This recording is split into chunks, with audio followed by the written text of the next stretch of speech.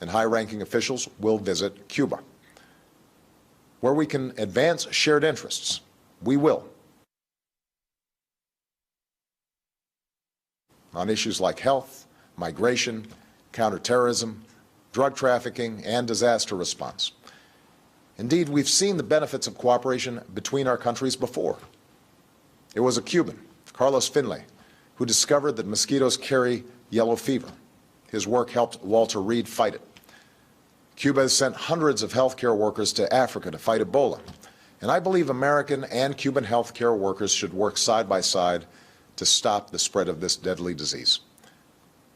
Now, where we disagree, we will raise those differences directly, as we will continue to do on issues related to democracy and human rights in Cuba. But I believe that we can do more to support the Cuban people and promote our values through engagement. After all, these 50 years have shown that isolation has not worked. It's time for a new approach. Second, I've instructed Secretary Kerry to review Cuba's designation as a state sponsor of terrorism. This review will be guided by the facts and the law. Terrorism has changed in the last several decades. At a time when we are focused on threats from al-Qaeda to ISIL, a nation that meets our conditions and renounces the use of terrorism should not face this sanction. Third, we are taking steps to increase travel, commerce, and the flow of information to and from Cuba. This is fundamentally about freedom and openness, and also expresses my belief in the power of people-to-people engagement.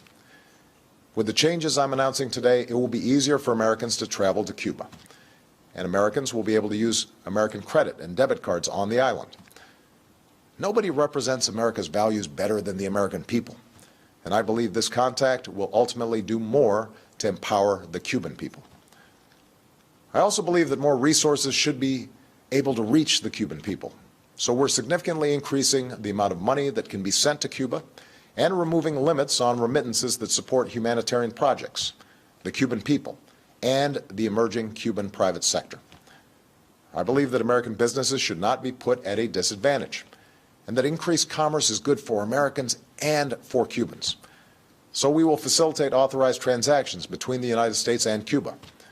U.S. financial institutions will be allowed to open accounts at Cuban financial institutions, and it will be easier for U.S. exporters to sell goods in Cuba. I believe in the free flow of information. Unfortunately, our sanctions on Cuba have denied Cubans access to technology that has empowered individuals around the globe. So I've authorized increased telecommunications connections between the United States and Cuba. Businesses will be able to sell goods that enable Cubans to communicate with the United States and other countries. These are the steps that I can take as president to change this policy. The embargo that's been imposed for decades is now codified in legislation. As these changes unfold, I look forward to engaging Congress in an honest and serious debate about lifting the embargo. Yesterday, I spoke with Raul Castro to finalize Alan Gross's release and the exchange of prisoners, and to describe how we will move forward.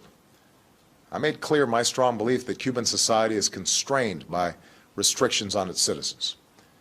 In addition to the return of Alan Gross and the release of our intelligence agent, we welcome Cuba's decision to release a substantial number of prisoners whose cases were directly raised with the Cuban government by my team.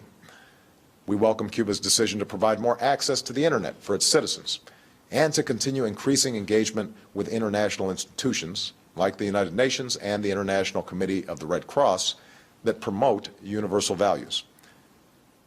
But I'm under no illusion about the continued barriers to freedom that remain for ordinary Cubans. The United States believes that no Cuban should face harassment or arrest or beatings simply because they're exercising a universal right to have their voices heard. And we will continue to support civil society there. While Cuba has made reforms to gradually open up its economy, we continue to believe that Cuban workers should be free to form unions, just as their citizens should be free to participate in the political process. Moreover, given Cuba's history, I expect it will continue to pursue foreign policies that will at times be sharply at odds with American interests. I do not expect the changes I'm announcing today to bring about a transformation of Cuban society overnight. But I am convinced that through a policy of engagement, we can more effectively stand up for our values and help the Cuban people help themselves